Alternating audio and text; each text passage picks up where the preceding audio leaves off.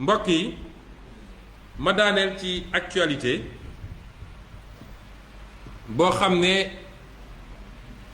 coow li bëri na mooy lépp lu jëm ci bët buñ ñu xoolee ñi nit ku ñuul ñun africain te lépp mi ngi soqe ko wala mi ngi doore ca keroog bu ñu jàppee ay africain parce que africain rek lañu fii lañ leen jëlee woon seeni maamaat dugal leen ci ay gaal ci condition yu métti yóbbu leen waaye di leen rey ci anam goo xam ne kenn rafetlu ko ñu waxoon ci tuuti ci jamono yële passé waaye gannaaw bu ñu ko naqarloo comme ñëpp dañuy wax ni naqarlu bi warul doon li tubaab di wax indignation sélective àdduna ni muy naqarloo yooyu la waroon naqarloo bu ñu boomee ay africain Mali wala Nigéria wala ñu jàpp ay africain Libye di leen jaay comme kuy jaay xar yooyor noonu la àdduna waroon a yéemu ci ay africain yoo xam ne ñi ngi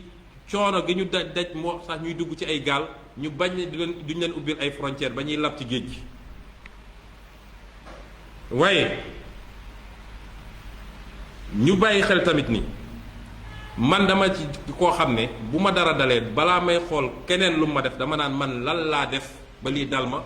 wala lan laa ñàkk a def ba lii dal ma mooy nañu dellu ci suñu responsabilité individuelle autonomisation boobu ma doon wax dafa commencé ci individu bi nit ki dem ci collectivité bi dem ci état bi daal di continuer dem ci Afrique autonomisation Afrique li tax tey Afrique doon continent bi gën a ndóol ci àdduna tey la def ci richesse yoo xam ne amul feneen ci àdduna parce que racisme foo ko gis dafay ànd ak xeebaate te xeebaate bi lu koy andi mooy li olof naan uude ni mu la gisee la wële ba ci ñun sax suñuy diggante léeg-léeg xeebaate bi am mooy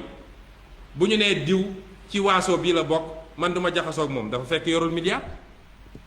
ndax nit na bokk ci waaso gii yor ay milliards kër gu mu dugg fëgg ne may leen ma jabar ñu may ko kon suñu dellusee ci suñu bopp racisme tubaab yi dañ koo commencé woon ci xeet yépp xeet bu dul tubaab seen diggante ñoom seen bopp dafa am racisme soo seetee les germaniques li ñuy wooye ñoom seen walxaxa walala noonu la tudd seen walala boobu ñoom dañoo jàpp ni les européens yi nga xam ne méditerranée la français yeeg italiens yi c'est des sous-hommes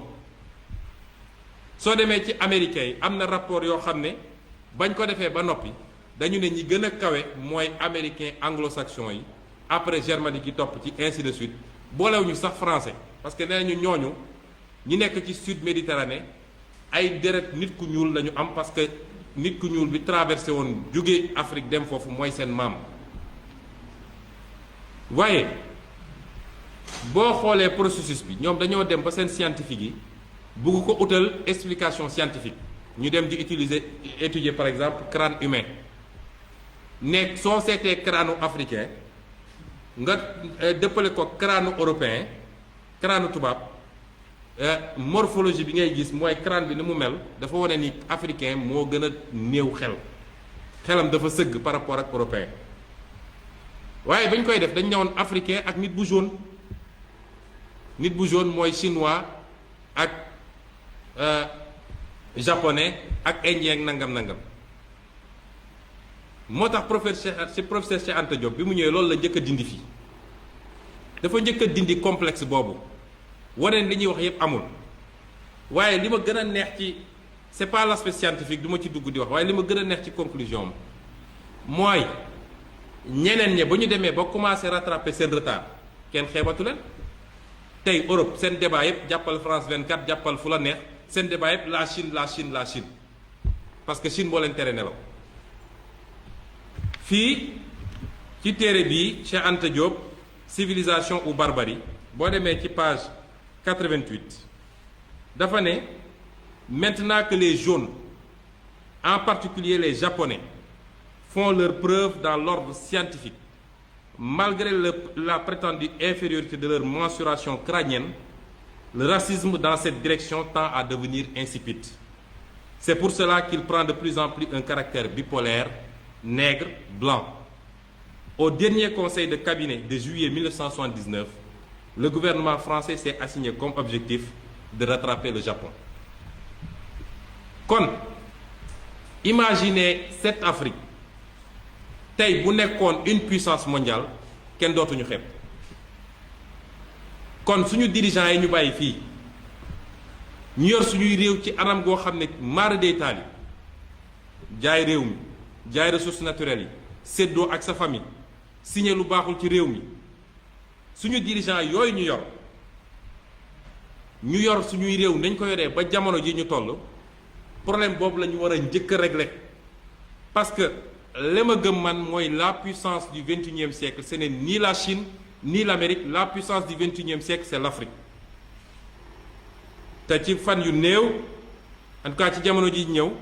téere gi may bind parce que ñu ngi bind ñaari téere benn bi vision africaine la benn bi c'est la décentralisation lépp dellu ci autonomisation boobu may wax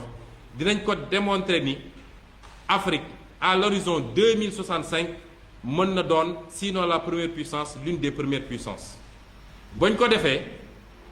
nii ñu respecté tey chinois respecté ko japonais respecté ko indien te bu njëkk ba respecté wuñu leen woon defe naa nu ko rawee la ñuy respecté kon nañu delloo mbir mi ci ñun te bañit foofu lay daanelee nañu moytu manipulation parce que indignation c'est bon mais question yi ñu war a posé wu mooy subitement rek adduna bi yépp ci jamono boo xam ne dañu ne woon ab feebar bu doy waar a ngi fi ba ñu ne ñépp dañu leen confiner Amérique fay débat bi est-ce que dañuy déconfiner wala duñu déconfiner jeexagul mais subitement toutes les manifestations sont autorisées toutes les manifestations ba ay Tunisie ay Hong Kong ay fépp on manifeste pour le nègre dama ne la dignité du nègre se réglera par les nègres quand ils prendront conscience de leur responsabilité par rapport à leur propre histoire te mu laaj ñu remonter ci ñun ñooy kan depuis l'Égypte antique en passant par l'époque médiévale bés bu ñu ko defee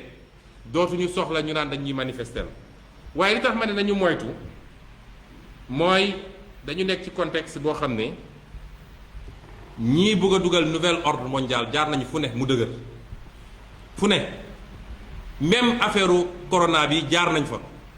andi ñu coowul vaccin bi ñu xamee ni africains yi duñu nangu vaccin alors que suñuy président yenn suñuy président ñoom nangu woon nañ ko ba noppi parce que président bu taxaw naan la nouvel ordre mondial rek mi ngi ci système u gars yi am na lu ñu bëgg fexe ba dugal ko ci li nga xam ne moo leen di gêner ci liy capacité Afrique rawatina nag croissance beeg jeunesse population beeg yeneen ak yeneen kon ñooñu bu dee jaar nañ fu ne mu dëgër lii am ñu daal di créer benn dynamique boo xam ne pour créer un choc mondial